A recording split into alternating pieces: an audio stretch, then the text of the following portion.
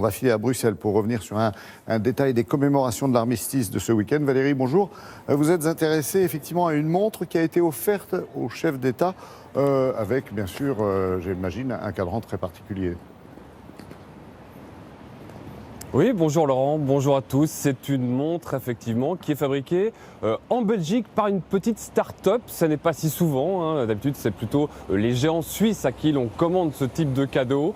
Et alors ça n'est pas tant la valeur monétaire de cette montre qui étonne, environ 400 €, mais sa valeur symbolique, car effectivement le cadran est chargé de symboles de l'armistice.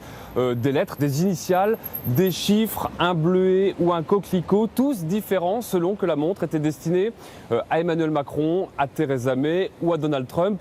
Tout est dans le détail, vous allez le voir dans ce reportage réalisé par Zoé Durand et Adrien Chable. Un week-end riche en symboles.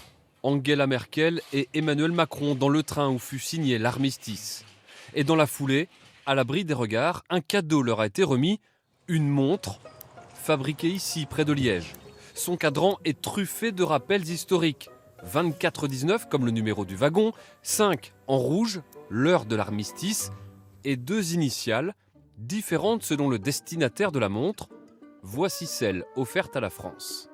Ici c'est AT pour Augustin Trébuchon, le dernier soldat français mort au champ de bataille. Il est mort à 10h50, donc c'est pour ça que les initiales se trouvent à cet endroit-là.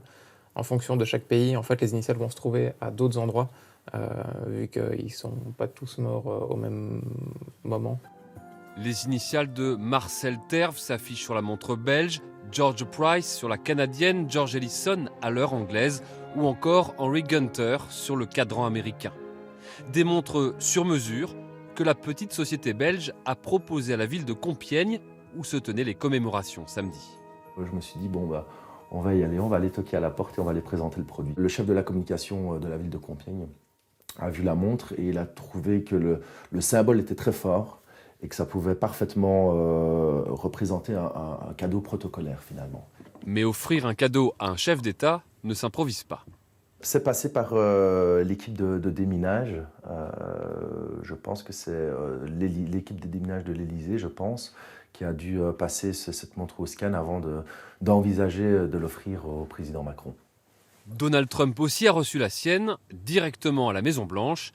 Un bon coup de pub pour ce jeune horloger liégeois. Et Valérie, cette montre a été offerte uniquement au chef d'État ? Alors elle a été offerte au chef d'État, mais elle est disponible pour qui la voudrait. Il y a eu précisément 1918 montres de fabriquées par l'entreprise. Vous voyez que le patron croit vraiment au symbole des chiffres. Chaque montre est numérotée, elle est vendue 399 € et on aurait pu s'en douter, mais c'est la France qu'on a commandé le plus, sûrement des passionnés de la Première Guerre, sûrement des communes également qui ont été le théâtre des commémorations ces derniers jours. Et la montre, s'il n'est pas épuisé, d'ici là, sera vendu jusqu'au 28 juin 2019. Pourquoi ? Eh bien, ce sera la date, là encore, symbolique de la commémoration du centenaire du traité de Versailles qui, entre guillemets, clôt la Première Guerre mondiale. Merci beaucoup Valérie.